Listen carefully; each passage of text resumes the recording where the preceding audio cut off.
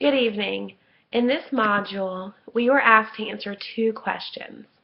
So first, I'm going to answer the question, in your view, what are the key roles that the state and federal government have and continue to play in our higher education system?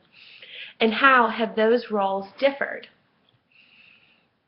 The role of the federal government in higher education began as a state-focused initiative because it is not specifically mentioned in the Constitution. Therefore, it was left up to the states to regulate. Because of this, the federal government has not directly controlled the higher education institutions of this nation. Rather, they have forced certain developments or regulations onto the institutions using funding sources and grants. The reality is that as funding has been offered to states through grants, majority, if not all of the states and institutions have taken the funding from the federal government. On a different level of regulation is the state. The role that the state plays is more hands-on than the federal government. The state government of the state governments of the United States of America are considered the overseers and providers of higher education. The state offers direct funding for public institutions through taxpayer dollars.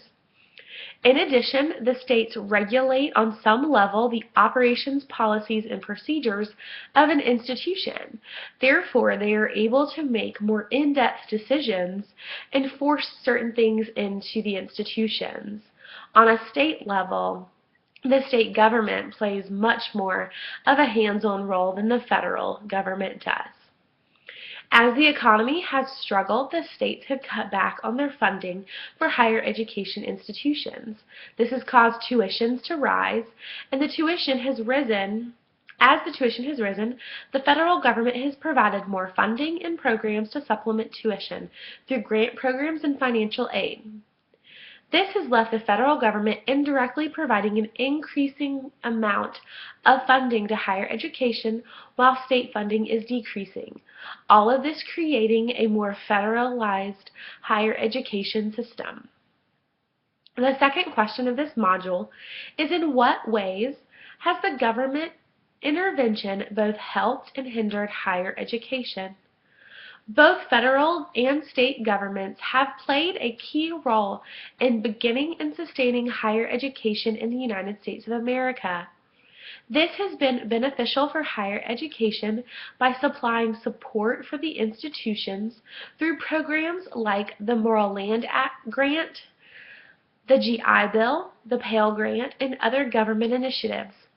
On a different side, the government has had a struggling effect on education by enacting some programs that are not always instituted in a way that is fully beneficial for education.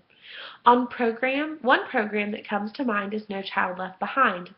This program has brought about many challenges in education that affect all grades, including higher education.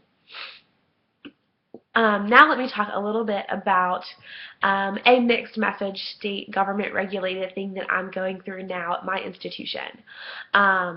We are currently undergoing the consolidation process, which has brought back both positive and negative changes at the institution.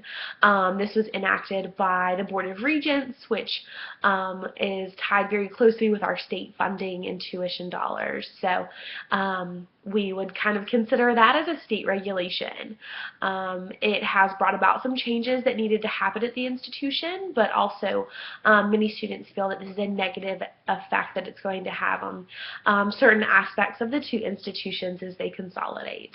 But overall, I believe that the interventions that state and federal governments have on higher education are positive. They've played a key role in sustaining higher education and advancing the U.S. economy as a whole. Thanks.